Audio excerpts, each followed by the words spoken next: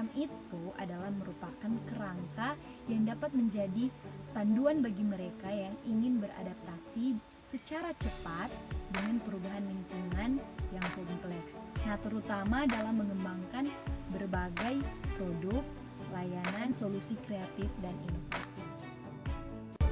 Pelaksanaan Scrum.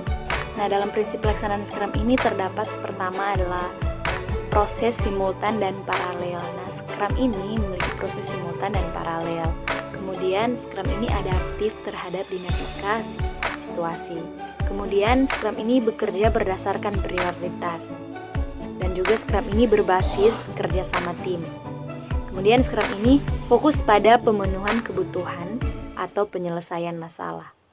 Dan Scrum ini juga fleksibel dan dinamis.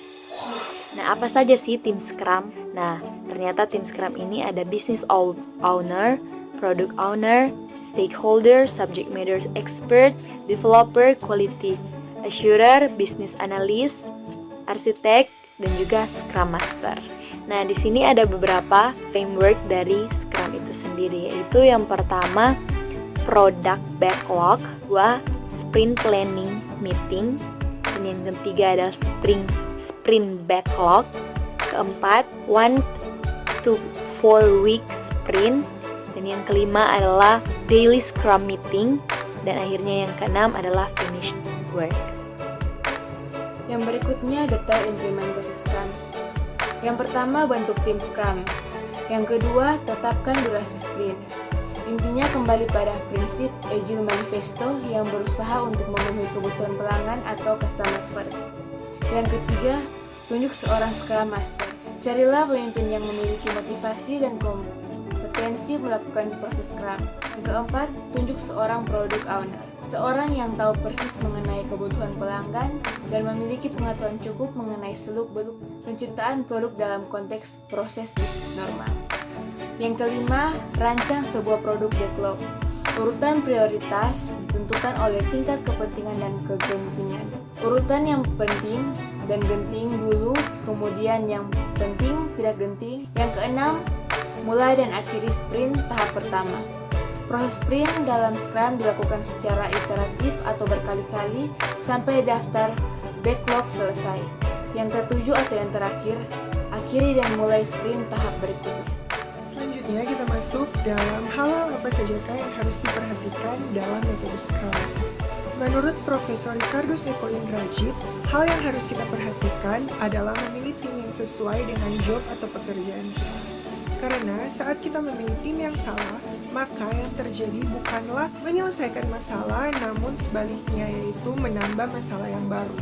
Dan selanjutnya, perbedaan Scrum dan tradisional project management dalam hal prinsip, yang mana Scrum lebih memfokuskan pada manusia yang memiliki komitmen untuk menyelesaikan masalah secara cepat. Berbeda dengan tradisional project management yang lebih memfokuskan pada proses kerjanya.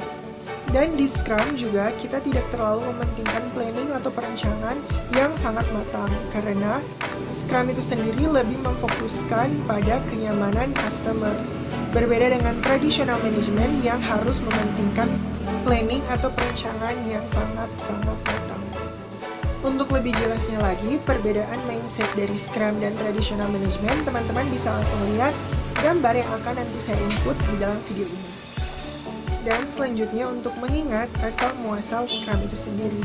Dan di sini, Profesor Ricardus Eko Indrajit telah memberikan 12 hal penting yang dimana intinya adalah Scrum adalah suatu metode yang hanya mementingkan atau sangat memprioritaskan kepuasan pelanggannya saja atau kepuasan customer.